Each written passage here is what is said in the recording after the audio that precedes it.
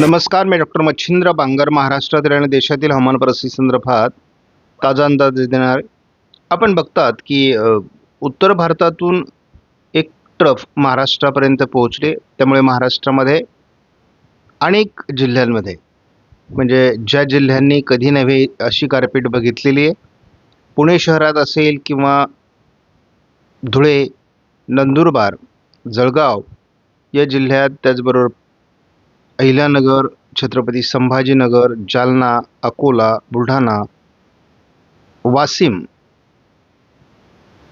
नांदेड या बऱ्याच भागात काल पावसाची हजेरी झाली. प्रत्येक ठिकाणी बहुतांश भागात जोरदार पाऊस आणि गारपीट देखील झालेली आहे. त्यामुळे आपण या संदर्भातला यापूर्वी अंदाज दिलेला होता, परंतु अंदाज हा सारखा अवकाळी स्वरूपाचा पावसाचा बदलत असतो आणि ज्या ठिकाणी पावसाची शक्यता नसते त्या ठिकाणी देखील वातावरण निर्माण होत असतं. त्यामुळे ही बाब देखील शेतकऱ्यांनी लक्षात घेतली पाहिजे. बऱ्याच शेतकऱ्यांची पिकं जी मागास होती ती काढणीसाठी बाकी होती आणि त्यामुळे बऱ्याच पिकांचं, फळबागांचं या ठिकाणी नुकसान झालेलं आहे. हवामानात एक महत्त्वाचा बदल या ठिकाणी स्पष्ट दिसतोय. दक्षिणी बंगालच्या उपसागरात देखील वातावरण बदलतंय. एकापाठी एक WD येण्याचं सत्र देखील चालू आहे आणि खास करून महाराष्ट्रामध्ये रात्री देखील पावसाची नोंद झाली आहे. भारतीय हवामान खात्याने दिलेल्या अंदाजामध्ये केवळ राजस्थान, गुजरातचा काही पश्चिमी भाग सोडला तर संपूर्ण भारतात आज देखील पावसाचा अंदाज कायम आहे. महाराष्ट्रातील मराठवाडा, उत्तर महाराष्ट्र, मध्य महाराष्ट्र, पश्चिम महाराष्ट्रामध्ये ऑरेंज अलर्ट देखील देण्यात आला आहे. आपण जर अर्ध्या तासापूर्वीची परिस्थिती बघितली तर पूर्व विदर्भाच्या काही भागामध्ये म्हणजे अगदी नांदेड, यवतमाळ, चंद्रपूर, गडचिरोली, अगदी नागपूर, भंडारा, गोंदिया या भागात काही ठिकाणी विजांचा कडकडाट अजूनही चालू आहे. आज 31 तारखेला देखील महाराष्ट्रामध्ये अनेक जिल्ह्यांमध्ये गारपीट आणि पावसाचा अंदाज देण्यात आला आहे. त्यामुळे महाराष्ट्रात काळजी घेण्याची गरज आहे. यामध्ये केवळ दक्षिणी विदर्भ आणि म्हणजे वाशिम, यवतमाळ, वर्धा, चंद्रपूर आणि गडचिरोलीमध्ये पाऊस दाखवला नसला तरी हे अवकाळी वातावरण आहे. हे वातावरण बदलत राहतं. कोकणातही पावसाचं प्रमाण कमी दाखवलं आहे, परंतु एखाद दुसऱ्या ठिकाणी घटना घडू शकते. GFS मॉडेलने सध्या तरी आज ट्रफ तयार होण्याचा अंदाज कायम ठेवला आहे. राजस्थान, मध्य प्रदेशमध्ये पावसात जोर आहे. उत्तर भारतात पावसात जोर दाखवण्यात आलेला आहे. महाराष्ट्रामध्ये पावसाची शक्यता 1 तारखेला कायम ठेवण्यात आली आहे. 2, 3 आणि 4 तारखेला देखील महाराष्ट्राच्या उत्तरेकडून जोरदार पावसाळी वातावरण राहण्याचा अंदाज आहे. आपण बघतो तर या आठवड्यामध्ये साधारणपणे 7 दिवसाचा हा अंदाज असतो. 30 मार्च ते 6 एप्रिलपर्यंत महाराष्ट्रामध्ये उत्तर महाराष्ट्र, मध्य महाराष्ट्र, पश्चिम महाराष्ट्रात CFSने पावसाचा अंदाज दिला आहे. GFSने आज कोल्हापूर, सातारा, पुणे, सोलापूर, लातूर, धाराशिव, नांदेड आणि यवतमाळ, चंद्रपूरमध्ये पावसाचा अंदाज दिला आहे. काही प्रमाणात छत्रपती संभाजीनगर, जालना, बुलढाणा, अहिल्यानगरच्या काही भागात पावसाचा अंदाज कायम आहे. उद्या देखील महाराष्ट्रात पुणे, सातारा, सोलापूर, छत्रपती संभाजीनगर, अहिल्यानगर, अगदी बुलढाणा, अकोला, नांदेड, परभणी, बीड, लातूर, सोलापूर या सर्वच भागात पावसाचा अंदाज देण्यात आला आहे. आपण जेव्हा आयकॉन मॉडेलचा अंदाज 48 तासासाठी बघतो तेव्हा आपल्याला स्पष्टपणे महाराष्ट्राच्या दक्षिणी म्हणजे उत्तर महाराष्ट्र आणि कोकण वगळता संपूर्ण महाराष्ट्रात पावसाचा अंदाज कायम आहे.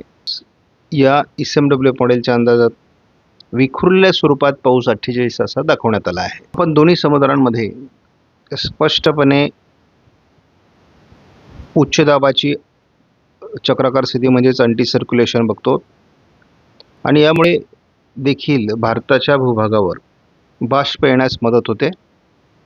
ज्या काळात बाष्प अधिक प्रमाणात येईल त्या काळात स्थानिक स्वरूपाचं वातावरण मदत करत असल्यामुळे या ठिकाणी मोठ्या प्रमाणात अवकाळी पाऊस होतोय आणि ही जी परिस्थिती आहे पुढे पुढे वाढत जाण्याची शक्यता आहे. पश्चिमी वाऱ्यांची गती देखील भविष्यात वाढण्याचा अंदाज आहे. ज्या वाऱ्यांमध्ये बाष्प आहे आणि WDचा प्रभाव आहे. येत्या 48 तासात एकत्रित अंदाजामध्ये विखुरलेल्या स्वरूपात पाऊस होईल असा अंदाज ECMWF मॉडेलने दिला आहे.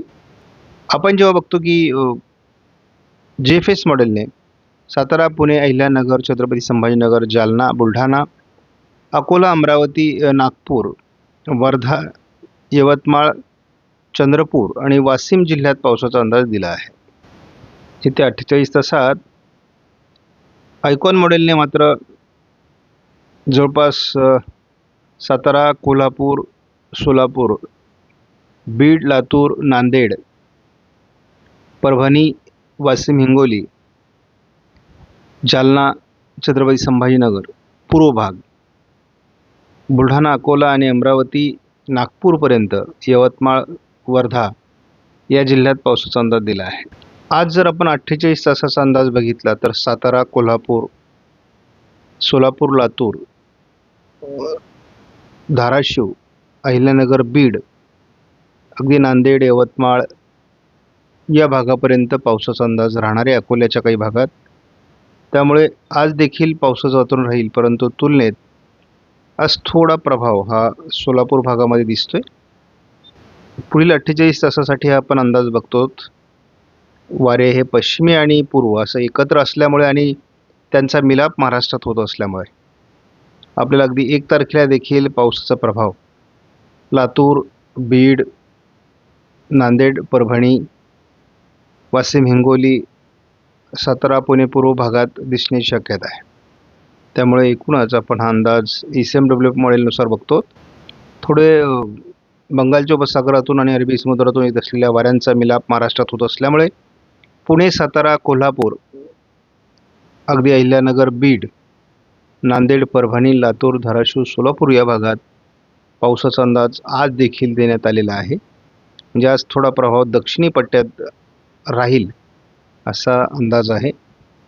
उद्या देखील महाराष्ट्रामध्ये बऱ्याच भागात म्हणजे अगदी सातारा, पुणे, कोल्हापूर, अहिल्यानगर, बुलढाणा, अकोला या भागात, छत्रपती संभाजीनगर, जालना, जळगाव, धुळे, नंदुरबारमध्ये देखील पावसाचा अंदाज देण्यात आला आहे. म्हणजे पुढील 48 तास JFSने पावसाचा अंदाज कायम ठेवला आहे. म्हणूनच आज आयकॉन मॉडेलने महाराष्ट्राच्या दक्षिणेकडील जे जिल्हे आहेत त्या सर्वच जिल्ह्यांमध्ये पावसाचा अंदाज दिला आहे. उद्या देखील दक्षिणी जिल्ह्यांसहित मराठवाड्यात देखील पावसाचं प्रमाण वाढू शकतं, परंतु पुढील 48 तास हे मुख्यत्वे करून दक्षिणी जिल्ह्यांवर आणखी प्रभाव निर्माण होईल असं दिसते आणि 2 तारखेपासून पुन्हा पावसाचं प्रमाण महाराष्ट्रामध्ये खूप प्रमाणात वाढेल आणि गारपिटे आणि वाढण्याची शक्यता आहे. शिवाय या काळामध्ये सर्वात महत्त्वाची बाब म्हणजे विजा पडण्याची शक्यता आहे. कोणीही शेतामध्ये झाडाखाली थांबू नका. जसंही पावसाळी वातावरण तयार होईल तसं सुरक्षित ठिकाणी जा. आपणास व्हिडिओमधील माहिती महत्त्वपूर्ण वाटल्यास लाईक करा, शेअर करा, चॅनलला सबस्क्राईब करा. धन्यवाद. जय हिंद, जय महाराष्ट्र, जय बळीराजा.